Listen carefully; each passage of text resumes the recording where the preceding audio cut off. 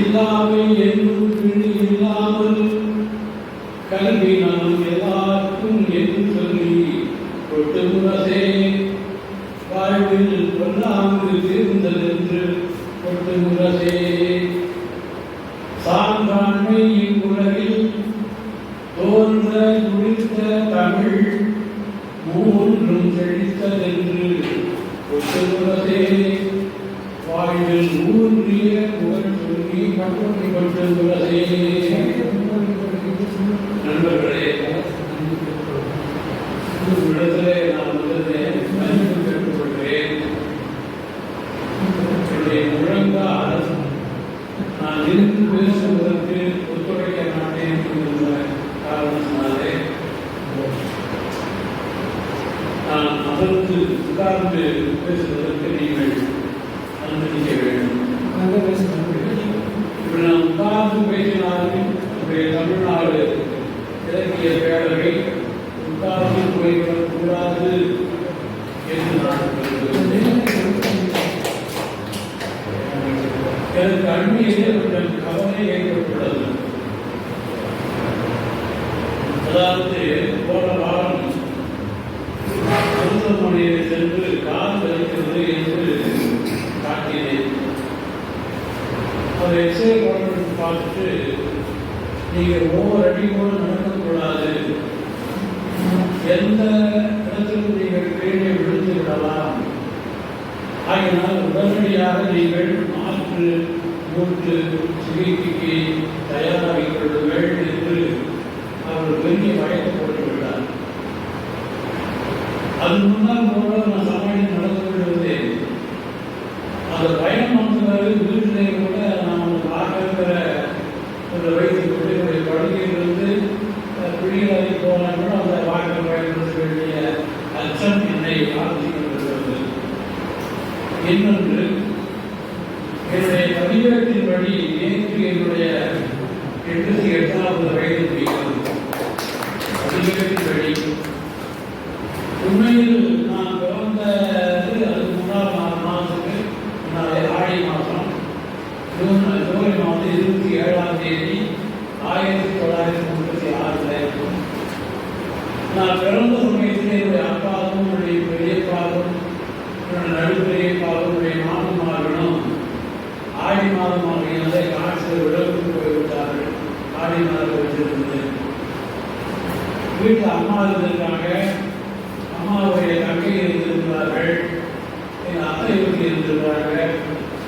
அப்புறம் ஒரு மருந்து வச்சு அவங்களே என்னை பிறப்பை சொல்லுவாங்க. அந்த செய்தியை காட்டுக்கு ஆடு மூலமாக அனுப்புகிறார்கள். ஓட்டம் நடையமாக போய் உழவுஞ்சி கொண்டிருந்த என்னுடைய தந்தைமார்களிடத்திலே சொன்னபோது அவருக்கு அந்த காலத்திலே ஓரணா அஞ்சலிக்காக கொடுத்திருக்கிறார்கள். ஓரணா என்பது 3 ரூபாய் சமம். அவர்கள் வாருங்கள், நான் பிறந்ததையே ஒரு பொருளாக கருதுகளை மறந்துவிட்டார்கள். திடீரென்று ஒரு நாள் நினைத்துக் கொண்டு ஊர் இருக்கக்கூடிய கணக்குடைய போய் சொல்லும்போது அந்த சொன்ன நாளையே அவையுடைய பிறந்த நாளாக பிடித்து கொண்டார். அதுதான் நான் படித்தேன், அதுதான் சிறப்பு போனேன், அதுதான் உரையை கொடுத்து அதுதான் என்னுடைய பிறந்த நாளாக நான் கருதி கொண்டிருக்கிற காரணத்தினாலே எனக்கு 88 முடிந்து 89 வருகிறது. என்னுடைய தந்தை 100 ஆண்டுகள் இருந்தார். பெரிய 100 ஆண்டு வாழ்ந்தார். முதல் நாள் நான் போய் சாட்டப்பழம்லாம் கொடுத்து பேசிட்டு வருகிறேன். அவர் என்ன கேட்டாருன்னா, இது கொஞ்சம் குருடமா இருக்குது, மின்விசி செய்ய ஓடமாட்டேங்குது, அதனால அந்த மேசை மின்விசிறிய கொண்டு வந்து கொடுத்துரு அப்படின்னு சொன்னாரு. கொண்டு வந்து கொடுத்துன்னு சொல்லிட்டு நான் வீட்டுக்கு போயிட்டேன். போன பிறகு அது என்னுடைய அண்ணன் மகன் படிதான் அப்பா ஐயா போயிட்டாரு, 100 வயதுக்கு போயிட்டார். எந்த விதமான மருந்தோ மாத்திரையோ எடுத்துக்கொள்ளாத உடம்பு வருது. அதனால ஆரோக்கியமாக இருந்து ஆரோக்கியமாக இருந்தார். அவர் கம்பராமாயணத்திலே தேர்ச்சி பெற்றவர். கந்த புராணத்திலே மிகுந்த ஈடுபாடு உண்டு. சூடாமணி நேரத்திலே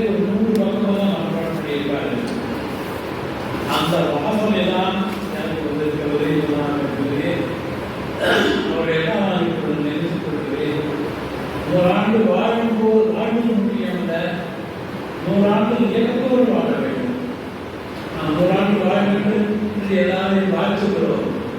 ஆனால் 80 வயதிலேயே அவர்கள் தன்னுடைய துணையோடு வாழ வேண்டிய ஒரு குடியின் அமைப்போ அல்லது வேற கல்விடங்களுக்கு போவதற்கோ கூட மக்களுடைய துணையை நாட வேண்டிய அளவுக்கு ஒரு வாழ்க்கை மனமாகாது இருக்கிறது. அது 100 ஆண்டு வாழ்வதும் ஆரோக்கியமாக வாழ்ந்தால் தான் அந்த வாழ்க்கைக்கு அர்த்தம். அந்த 100 ஆண்டு வாழ வேண்டும் என்ற ஆசை எனக்கு உண்டு. அதில் உங்களுடைய வாழ்த்துக்கள் எல்லாம் நான் இந்த நாளிலே எதிர்பார்க்கிறேன். இந்த நிலையிலே வேகமாக இயக்கக்கூடிய சுறுசுறுப்பான செயல்பாட்டோடு கூடிய ஒரு தலைவரை நாமும் இந்த மாமன்றத்திற்கு தேர்ந்தெடுக்க வேண்டும். திடீர்னு எனக்கு தேர்வுமாக வந்ததால மருத்துவர் பழனிசாமி காலமான நாளில் நான் இங்கே மேடையில் பேசிக் கொண்டிருக்கிறதுனாலே உடனே எனக்கு தலைவராக கொடுத்து சொல்றாங்க. என்னால் பறக்க முடியல, 8 ஆண்டுக்கு முன்னால் வளர்ந்தது. ஆனால் நான் ஒரு 10 ஆண்டாவது தலைவராக விரும்புகிறேன். ஆனால் என்னுடைய உடல்நிலை அதற்கு ஒத்துக்கொள்ள வருகிறது. ஆகவே நீங்கள் ஒரு தலைவரை, பொருத்தமானவரை யார் வேணுமானால் இருக்கலாம். இந்த மன்றம் நன்றாக இயங்க வேண்டும், வேலை நன்றாக இயங்க வேண்டும். 35 ஆண்டுகளுக்கு முன்னாலே நம்முடைய பொதுமக்களாலே தொடங்கப்பட்ட இந்த மன்றம் இன்னைக்கு 35 ஆண்டுகள் கழித்து 376வது தினத்தை நடத்தி கொண்டிருக்கிறது. கோவையில் இந்த மாதிரி மன்றம் எந்த மன்றமும் இயக்கவில்லை. நம்முடைய வரலாறு இந்த தேவை எல்லாருமாக சேர்ந்து இந்த மன்றத்திற்கு உறுப்பினர்கள் இருந்தவர்களெல்லாம் பெரும்பாலும் வயதானவர்களாக இருக்கிறோம், புதியவர்களாக இருக்கிறோம். இளைஞருடைய ரத்தம் இந்த மன்றத்திற்கு வர வேண்டும். அதற்கு ஏதாவது நீங்கள் செய்ய வேண்டும், ஏதாவது நாம் செய்தாக வேண்டும். கல்லூரியோடு தொடர்பு கொள்கிறோம், கல்லூரியோடு தொடர்பு கொள்வதும் சரிங்கிறார்கள். அன்புங்கள், நம் மாணவர்களை நாங்கள் கௌரவிக்கிறோம், இதெல்லாம் நாம் சொல்லுகிறோம். ஆனால் அப்படி இருக்கிறோம் என்று யாரும் அனுப்புவதில்லை. அதில் ஏதாவது ஒரு வழி கண்டுபிடித்து வசந்தமாக கழிவுகள் நடக்கும். அதில் இளைஞர்கள்லாம் வருகிறார்கள், எல்லாரும் பேசுகிறார்கள், நூல்கள் வெளியிடுகிறார்கள், கவிதை வெளியிடுகிறார்கள். ஆரோக்கியமாக அது நடக்கிறது. என்ன காரணம்னா, தாங்கள் எழுதிய கவிதைகளை அந்த மன்றம் ஏற்றுக்கொள்கிறது, அந்த மன்றம் படிப்பதற்கு வாய்ப்பளிக்கிறது, அந்த மன்றம் அந்த கவிதைகளை பாராட்டுகிறது. அதனால் மேலும் அவர்கள் வளர்ச்சி அடைகிறார்கள். ஒவ்வொரு இடையிலும் தான் கவிஞன் அல்லது விதாயினி என்று அழைக்கப்பட வேண்டும் என்று விரும்புகிற இந்த நாளிலே அந்த மாதிரி இளைஞர்கள் நாங்கள் கலந்து கொள்கிறார்கள். அதனால் நாம் கூட இந்த கூட்டத்திலிருந்து கவிதை நேரம் என்று ஒன்றை வைத்துள்ளோம். வந்த உறுப்பினர்கள் எங்கள் கவிதை எழுதலாம், எழுதி கொண்டு வந்து படிக்க தப்பால் தான் பரவாயில்லை. தப்பு எல்லாருக்கும், நானும் தப்புனவே ஐயா, எல்லாருமே தப்புகிறார்கள். 2வது நிலை தப்பு இருக்குது, எல்லாம் திருச்சி கொண்டு வந்தோம். நானும் ஒரு 2வது சேர்த்து 8வது உறுப்பினர் அழகாக வெளியிட்டிருக்கிறோம். அடுத்த மாதத்தை வெளியிடப்படுகிறோம். அதே மாதிரி நாம் எழுதணும். இன்னொன்று என்னுடைய விருப்பம் என்னவென்றால், இங்கு இருக்கிற அத்தனை உறுப்பினர்களை ஆளுக்கு ஒரு புத்தகமாக எழுதியாக வேண்டும். அது உரையாக இருக்கலாம், கவிதையாக இருக்கலாம், ஆராய்ச்சிகளாக இருக்கலாம், ஏதாவது ஒரு அனுபவங்களாக இருக்கலாம், உங்களை உருவாக்கப்பட்டு இருக்கலாம். நீங்கள் என்ன ஆசைப்படுகிறீர்களோ அந்த ஆசைகளை பற்றி இருக்கலாம், இந்த நாட்டினுடைய நிலைமை பற்றி எழுதலாம். ஏதாவது ஒரு வயதை குறித்து சிந்தனை இருக்கும், அதை உட்கார்ந்து எழுதி பாருங்கள். எழுதிய பிறகு அது நூலாக வெளிவரும் போதுதான் நமக்குள்ள இருக்கக்கூடிய ஆற்றல், இவ்வளவு நாள் நாம் முடி வைத்து விட்டோமே, சும்மா இருந்து விட்டோமே என்கின்ற கவலை நமக்கு ஏற்படும். அதனால் ஒரு புதிய வேகம் ஏற்படும். ஆகவே இன்றிலிருந்து இந்த மாதத்திலிருந்தே ஒவ்வொரு நூலை நமது ஐயாசாமி ஒரு நூல் வெளியிட்டார். அது ஓய்வில் இருக்கக்கூடிய அதனுடைய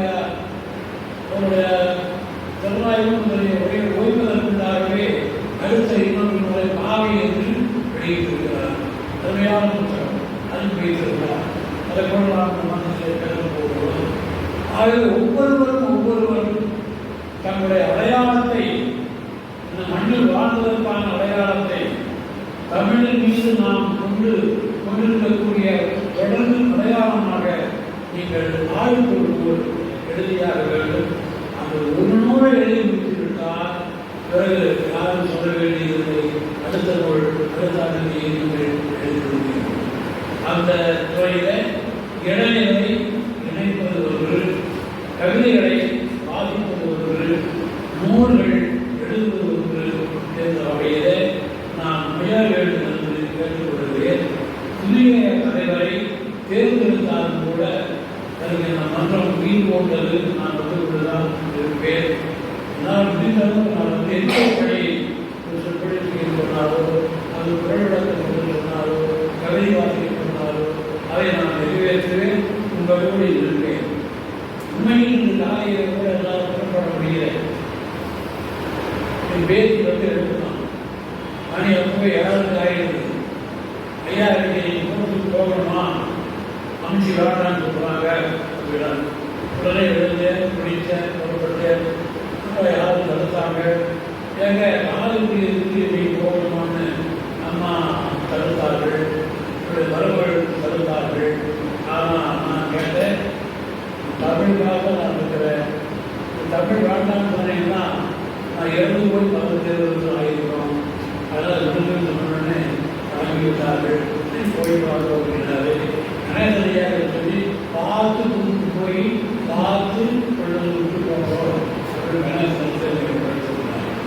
ஆகியனால் தான் நான் வேறு ஒரு தலைவரை நீங்கள் தேர்ந்தெடுக்க வேண்டும் என்று நான் வேண்டுகொள்கிறேன்.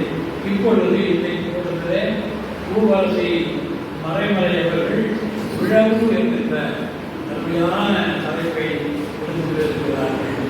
போன மாதம் கூட நாம் ஐயாவாங்க போன மாதம் சொன்னாலும் வேலி நீக்கமை என்னுடைய 27 வெளியிட்டோம். உழவு அதிகாரத்தை அவர்கள் செய்கிறார்கள். அடுத்து என்னுடைய நண்பர் கூட்டுறவுத்துறையில ஆய்வு செய்து ஏற்கனவே ஒரு நூலை காட்டினார்கள். 10 ஆண்டுகள் இருக்கலாம். அதை நாம் விமர்சனம் செய்ய வேண்டும் கூட கேட்டுக்கொண்டார்கள். அதனால் எப்படியும் அந்த வாய்ப்பு அழுத்தம். இப்பொழுது அவர் அந்த முதியோருடைய முதலமைச்சருடைய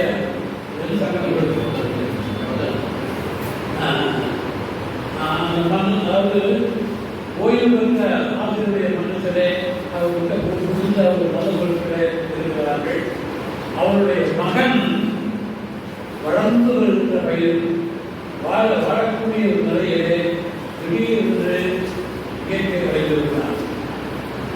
அவர் நல்ல கவிஞர் கூட அந்த வாழும் பயிர் இடையிலேயே ஒரு புயல் அடித்து விழுந்தது போல விழுந்த அந்த ஞாபகம், அந்த விழுந்த அந்த இழப்பு, அவர் தாங்கிக் கொண்டிருந்த கனமான துன்பம், அந்த மாணவர் அந்த இளைஞருடைய கவிதைகளை எல்லாம் இங்கே ஒரு இடத்துல பேசி அவருடைய நினைவுக்கு ஒரு அஞ்சலி செலுத்த வேண்டும் என்று கருதி இங்கே வருகிறார்கள்.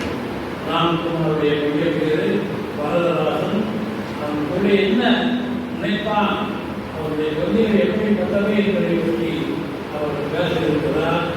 ராம்குமார் அவர்கள் வழக்கமாக சிறப்புரையாளர் நன்றி செலுத்தக்கூடிய என்னுடைய கணேசன் அவர்கள் நன்றி செலுத்தும் வாய்ப்பையும் ஒரு இடமான குறித்து சொல்வார். உண்மையில் ஒரு சமயத்தில் அவர் மாதம் நான் பயப்படுறேன். ஏன்னா நான் படித்து தொல்காப்பியத்தை நான் மறந்துட்டேன், நன்மூலம் மறந்துட்டேன், பொருட்கள் விடுமா எதுவுமே ஞாபகம் இல்லை. ஞாபகங்களுக்காக என்னென்ன ஞாபகம் அத்தனையை எடுத்து வைத்து திடீர்னு வந்து என்னென்ன இல்லை இப்படி சொல்லிட்டு அப்படின்னு கேட்கும்போது நான் ஏதோ தெரிந்து போகிறேன். ஆமாம் ஆமாம் அப்படித்தான் இப்படித்தான் சமயம் சமாளித்துக் கொள்வதே ஒழிய அவ்வளவு இது கழிவு கொடுக்க முடிகிறது. அந்த அளவு தொழிலாளர்கள் இருக்கிறார். தொழிலாளர்கள் வச்சு ஓய்வு இருந்ததெல்லாம் ஏன் அவர் ஈடுபட்டாலும் தெரியல. வேற வேலைன்னு இல்லை, ஒரு ஆர்வத்தினாலே ஈடுபடுத்தி செய்து வருகிறார்கள். நன்றி உரை சொல்லும்போது நாமெல்லாம் பசியோடு இருக்கோம். 1:30 மணி ஆகிருக்கு. நன்றி உரை சொல்லாத விடமாட்டாங்க. அங்கேயும் ஒரு இறந்து சொல்லுவாங்க. அவர் இன்றைக்கு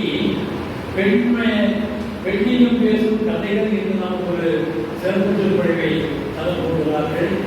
அவருடைய ராஜமுத்து அவர்களையும் கணேசன் அவர்களையும் மலைவரை அவர்களையும் நன்றி சொல்ல வருகிறவர் திருமணிங்க ஐயா அவர்கள். கருமணிங்க ஐயா அவர்களுக்கு அரசாங்கம் ஒரு 4000 ரூபாய் உழைக்க தெரியாத வந்தது. அந்த 4000 ரூபாய்னா அந்த நவையத்துக்கு பண்ணுறதுக்கு நம்முடைய மனத்துக்கு தட்டுமன்ற மன்றங்களுக்கு கொடுத்துட்டு கை காசு போயிட்டு பஸ்ஸில் ஏறி 500 ரூபாய் கொடுத்துருக்காரு. பஸ் இலவசம் அதெல்லாம் பரவாயில்ல. அப்படி ஒரு தமிழுக்காக வாழ்கிற ஒரு மனிதர். அவர் அவருக்கு நன்றி கூற வந்திருக்கிறார்கள். அனைவரையும் விருதுவரை என்று நம்முடைய செயலாளர்களுடைய வரவேற்பாளர்களோட அவர்களுக்கு நான் வணக்கம் சொல்லி நான் சில கருத்துக்களை கொண்டு அதையெல்லாம் சிந்திக்க வேண்டும் என்று கேட்டுக்கொள்கிறேன்.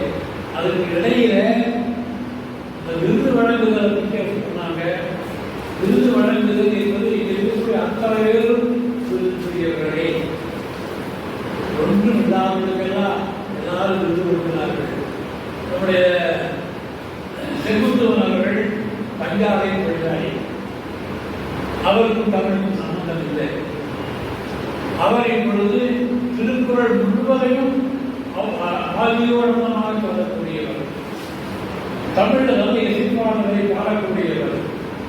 குடும்பத்தை மறந்து அந்த தொழிலுடைய அழுத்தம் மறந்து நம்முடைய சூழ்நிலையை மறந்து தமிழுக்காக வந்து அவர்தான் இங்கே வந்து நம்ம மனசுக்கு எல்லா ஏற்பாடுகளையும் நம்ம தரக்கூடிய செஞ்சுருக்கிறார்.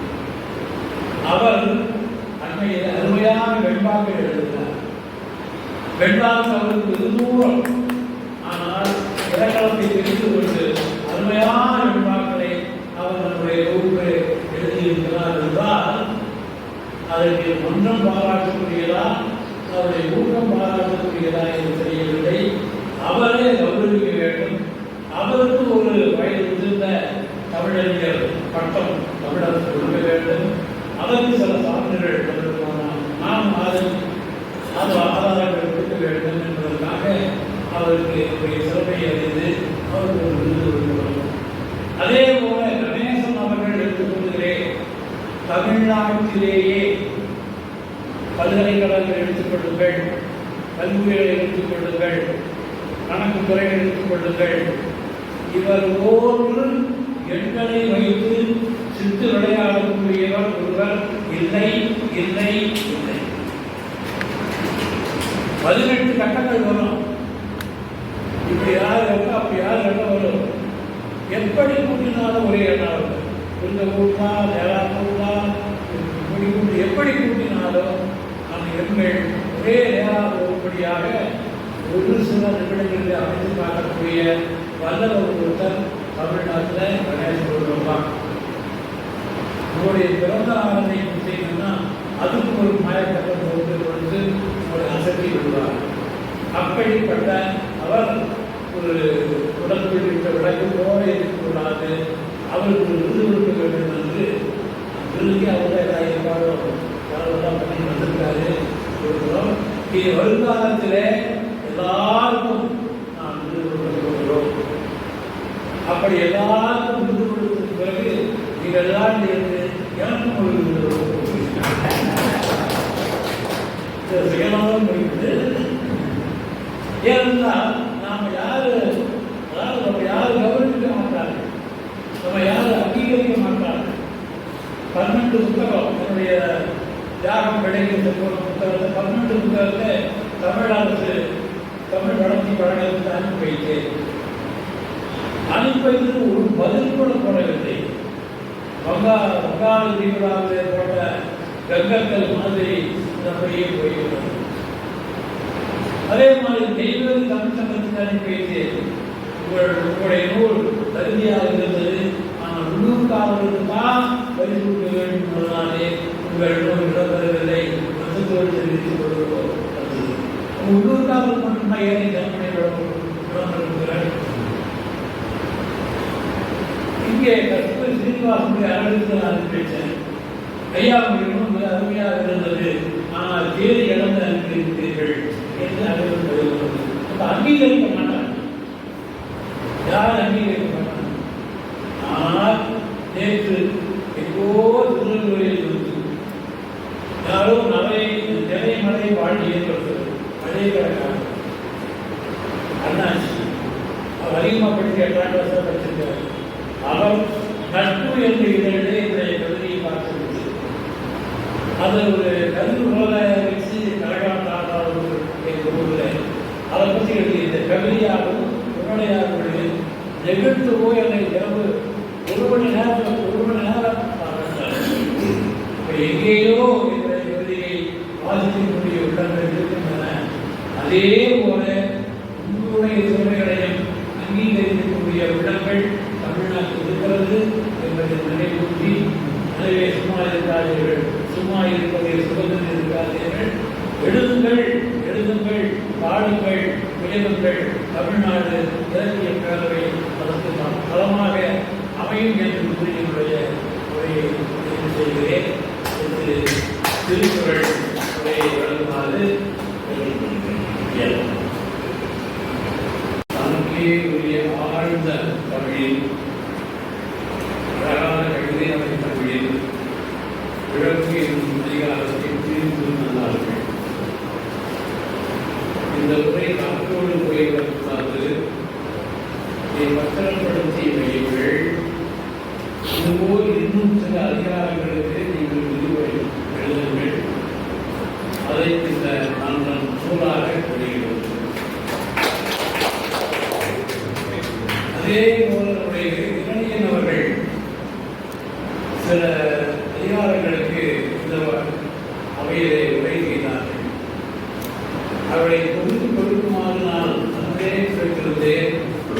அருமையான உரைகள் அவைகள் நூலாகத்தக்க, மற்றவர்களுக்கு பயன்படத்தக்க அந்த நிலைக்கு நாம் தயாராக இருந்தும் இளைஞன் அவர்கள் அதை கொடுக்காத காலத்தினாலே நாம் அதை செய்ய முடியவில்லை. ஆனால் இந்த இளைஞன் இன்றைய மரபணை அடிகள் நம்மிடத்தில் இருக்கிறார். அவர்களால் விடாமல் பிடித்து வாங்கி நூலாக வெளியிடுவோம். அவர்கள் இன்னும் சில கட்டுரைகள் எழுத வேண்டும். போன நிலைகளில் கேட்டுக்கொள்கிறேன். நன்சை விழவா புத்தை விழவா என்று தலைவர் விளக்குவார்கள் என்று சின்ன கேள்வி எனக்கு பொறி போட்டு போயிருவார். திருவள்ளுவர் நன்சை உழைத்தால் புரிந்து பார்க்கிறார். தொழிற்புழுதி கசா உணக்கின் அப்படின்னா ஒருபடி நிலம், ஒருபடி அளவுள்ள மண் கால்படி உறுதியாக மாறும்படி விழ வேண்டும் என்பது குஞ்சினிடத்திற்குரியதுதான். கொங்கு மண்ணுக்கும் கொங்கு போன்ற குஞ்சின பகுதிகளுக்குள்ள நிலங்களுக்கு சாணக்கூடியவை. தஞ்சாவூரில் நிலம் எப்பொழுதுமே காய்ந்திருக்காது. 3 போகம் விளைவிப்பான். அந்த பயிரை அறுத்து அது ஓரடிக்கு விட்டுப்பான். நிலத்திலிருந்து நெல் பயிரினுடைய அந்த நீளம் ஒரு அடி விட்டுட்டு தான் அதுதான். அதையே மடித்து உழுந்து அதைத்தான் காலடி என்று விளைப்பான். அங்கெல்லாம் பரப்படிக்கிறதெல்லாம் வரும்.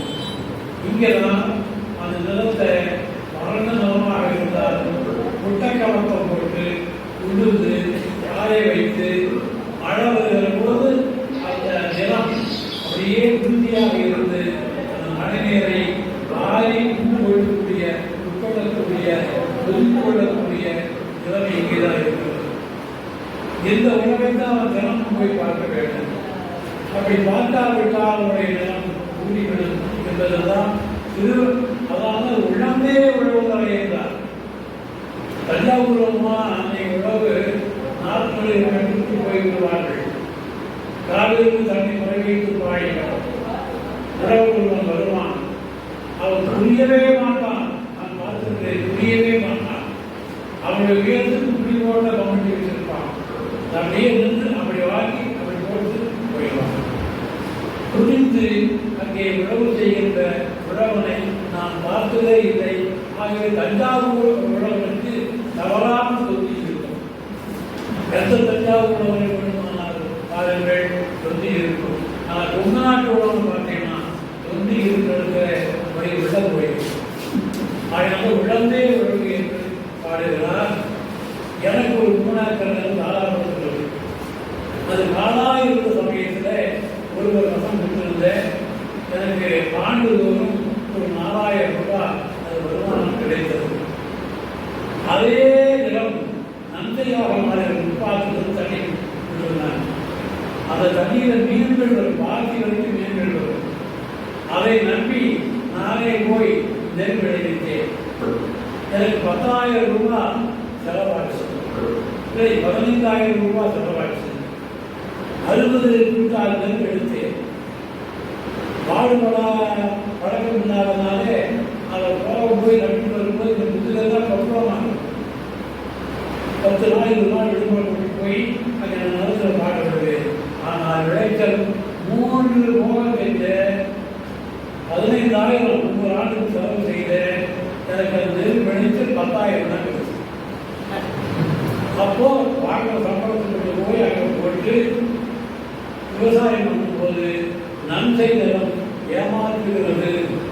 புன்சை நிலம் கொஞ்சமாக கொடுத்தாலும் ஆண்டுதோறும் எனக்கு வருமானம் கொடுக்கிறது. இன்னைக்கு நீங்கள் பார்த்தீங்கன்னா உறவே இன்னைக்கு புறக்கணிக்கப்பட்டாயிற்று. உழவர்கள் ஏமாற்றப்படுகிறார்கள். அவர் நல்லா விளைஞ்சிருக்கிற காலத்தில் அவருக்கு விலை இருக்காது. பெண்ணிடத்தில் வெங்காயம் போடுவாங்க, பெரிய வருமானங்கள் எதிர்பார்த்திருப்பாங்க.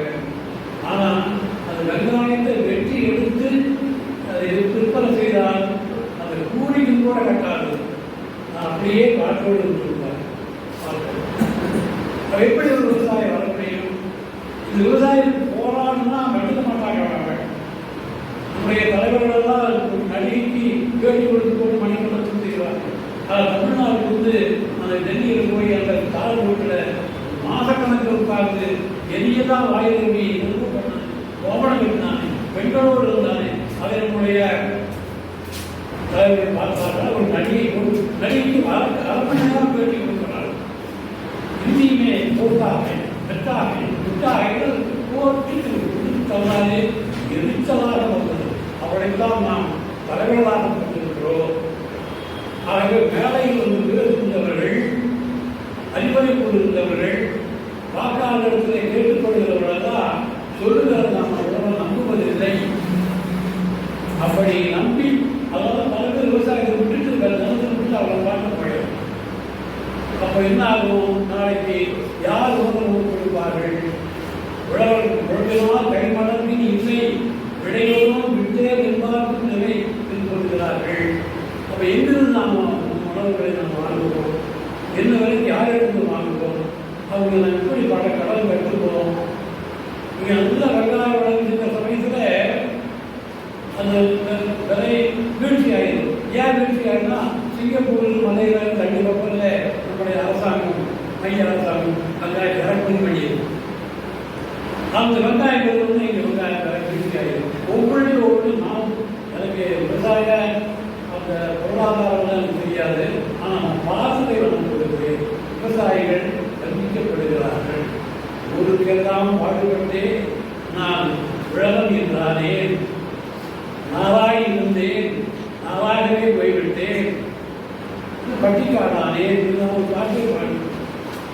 பணத்தை போட்டு பாதையை குறைந்து பாதாள கணத்தில் கண்ணன் குடிக்கவும் கண்ணீரில்லை பாம் சென்று கேடு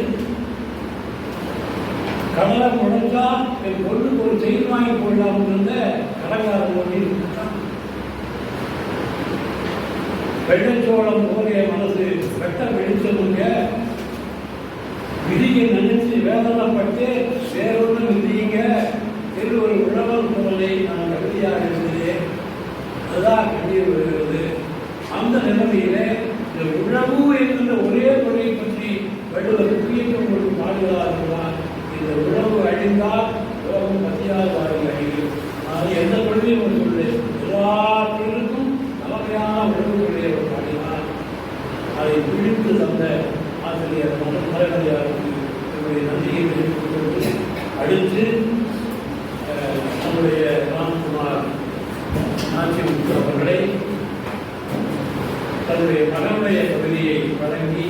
பேசுமாறு அரசு மாலை பக்கத்தில் குடி மலைன்னு மலை இருக்கும். அந்த மலை எல்லாருக்கும் தெரியும். அந்த மலை அமைந்திருக்கிற நரசிம்மநாயக்கர் பாளையத்தில் நான் சில காலம் படியாக்க வேண்டிய ஒரு சூழ்நிலை ஏற்பட்டது. அந்த வீட்டினுடைய மேற்கு பக்கத்தில் கல்லறை சென்று வைத்தால் அந்த மலை அப்படியே வீட்டுடைய எட்டி பார்க்குற மாதிரி இருக்கும். பிரம்மாண்டமான மலை, உச்சிகள் பகடம் இருக்கும். அந்த ஜன்னல் ஓரத்தில் ஒரு வாழை மரம் இருக்கும். அந்த வாழை மரம் அந்த மலையிலிருந்து வருகிற செல்லும் காற்றிலே அசைந்தாடும். அதுக்கு பக்கத்தில் ஒரு வேப்ப மரம். அந்த வேப்பமரத்துடைய கவட்டியில அந்த மலையினுடைய மேகம் வந்து தங்கியிருக்கிற மாதிரி அதனை திறந்து வைத்தால் ஒரு தோட்டம் ஏற்படும். கீழே ஒரு தண்ணி தொட்டி சென்று அது தண்ணி விழுந்து வழித்து ஓடிக்கொண்டிருக்கிறது. இந்த குடிமலையை பற்றி எந்த விதமான வர்ணனை இல்லாமல் ஒரு சில வரிகளை நான் எழுதினேன். அந்த மலை பார்த்தா காட்டுகளாக இருக்கும். கரடு கரடாய் ஓங்கி நிற்கும் குடிமலையை பார்க்கிறேன். கலசம் போரே உச்சி நீரில் கல்லி சிகரம் காடுகிறேன். இரவிலொன்று நீரம் போட்டு விசுவரூபம் எடுத்தபோல் பெரிய வானம் சிறியதாக இடறியாரே இடித்ததோ. ஏழை வீட்டு சன்னதுக்குள் இமயம் எழுத்தி பார்க்கிறோம். இடைய வேம்பின் பசிய கொள்கில் நேரம் வந்து தூங்குகிறோம். வாழையிலையில் பேதி நீவி வந்து தெங்கள் வீசுவோம். வழியும் கொட்டி நீரில் உடன் ஆணும் அன்றே பேசுவோம் எழுதினேன். அந்த மன எத்தனையோ காட்சிகளை பார்த்துருக்கோம். நோய்களை பார்த்துருக்கோம், பஞ்சங்களை பார்த்துருக்கோம், நோய்களை பார்த்துருக்கோம், எத்தனையோ பார்த்துருக்கோம்.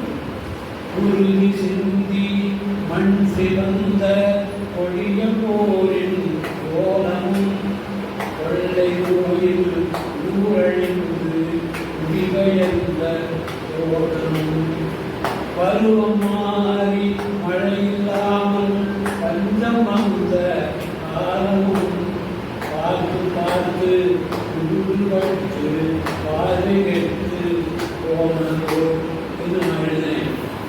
தமிழ் இலக்கிய வரலாற்றில் நான் நினைத்து கொள்வேன்.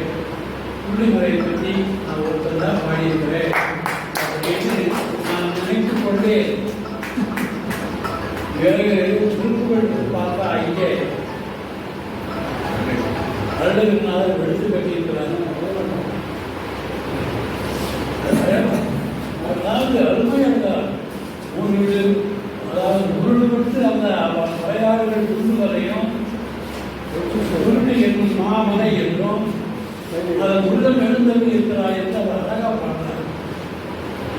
அந்த காட்சி அந்த பார்த்து தெரிஞ்சது. நாங்கள் போய் கொண்டு வரக்கூடாது. அழுதுனாலும் தங்க ஓங்க கொண்டு வச்சுட்டார். நாமே கொண்டு வரக்கூடாது. அந்த பாட்டை திருக்குறள் இருக்குது.